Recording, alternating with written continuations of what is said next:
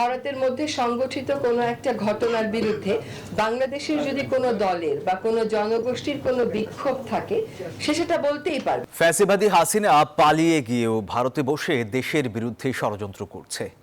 ভারতের সাথে করা বন্দি বিনিময় চুক্তির মাধ্যমে শেখ হাসিনাকে ফিরিয়ে এনে বিচারের কাঠগড়ায় দাঁড় করানো হবে বলেছেন উপদেষ্টা আসিফ মাহমুদ। এদিকে আরেক উপদেষ্টা সৈয়দা রিজওয়ানা হাসান বলেন, ভারতের প্রতি মানুষের ক্ষোভ এটা স্বাভাবিক, তবে তা দুই দেশের মধ্যকার সম্পর্কে প্রভাব পড়বে না। পররাষ্ট্র সচিবের সাম্প্রতিক সফর সম্পর্কে ইতিবাচক মোড় নেবে। সচিবালয়ে এক অনুষ্ঠান শেষে এসব কথা জানিয়েছেন দুই উপদেষ্টা।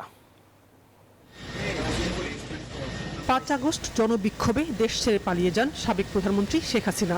ভারতে বসে দেশের বিরুদ্ধে ষড়যন্ত্র করছেন শেখ হাসিনা, সরকারের কাছে এমন তথ্য রয়েছে।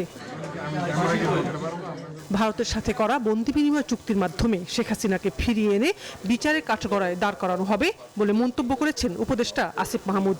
আরেক উপদেষ্টা সৈয়দা রিজওয়ানা হাসান বলেন, ভারতের প্রতি মানুষের ক্ষোভ এটা স্বাভাবিক, তবে তা দুই দেশের মধ্যকার সম্পর্কে প্রভাব পড়বে না। পররাষ্ট্র সচিবের সাম্প্রতিক সফর সম্পর্কে ইতিবাচক মোড় নেবে। সচিবালয়ে এক অনুষ্ঠান শেষে এসব কথা জানিয়েছেন দুই উপদেষ্টা।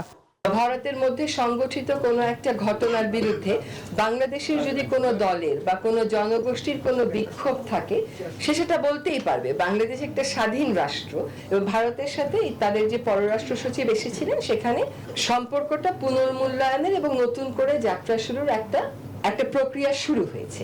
একটা ব্যাপারে একটা ক্ষোভ জানানো মানে অন্য সকল ব্যাপারে আলাপ আলোচনা বন্ধ হয়ে যাওয়া তা কিন্তু মোটেও না।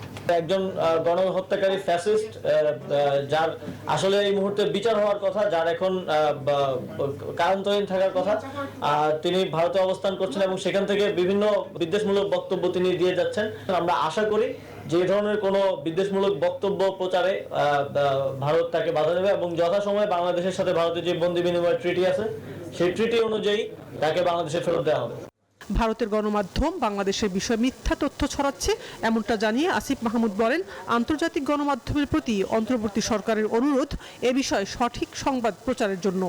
আন্তর্জাতিক সম্প্রদায়গুলো বিবেচনা করবে কোনো মিডিয়া নিউজ দেখে, তখন তারা আসলে সঠিকভাবে বিবেচনা করতে পারবে, যে আসলে ক্রিটিক্যালি বিবেচনা করতে পারবে যে এটা কি ফ্যাক্ট কিনা। আমাদের পক্ষ থেকে আমরা যেখানে যেখানে বলার সুযোগ পাচ্ছি, যেখানে বলতে পারছি, সব জায়গাতে আমরা বলার চেষ্টা করছি। আমাদের মাননীয় প্রধান উপদেষ্টা তিনিও গণমাধ্যম সহ আপনারা জানেন যে বিভিন্ন দেশের রাষ্ট্রদূতদের সাথে যখন কলন হয় সেখানেও তিনি বারবার বলছেন।